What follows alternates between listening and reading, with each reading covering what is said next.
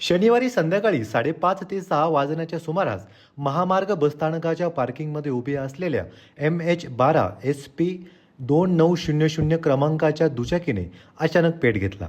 दुचाकी आर्यन पाटील यांच्या मालकीची असल्याची माहिती आहे. घटनेची माहिती मिळताच वाहतूक नियंत्रक KL लाड, TT शिंदे, RM मथुरे तसेच सुरक्षा रक्षक MK भामरे, SD बागुल आणि PN वागळे यांनी तत्काळ घटनास्थळी धाव घेतली. स्थानकातील अग्निशामक सिलेंडरचा वापर करून त्यांनी काही मिनिटात आग पूर्णपणे विझवली. या घटनेत कोणतीही जीवितहानी झाली नसली तरी दुचाकीचे मोठे नुकसान झाले आहे. आग नेमकी कशामुळे लागली याचे कारण अद्याप स्पष्ट झालेले नाहीये.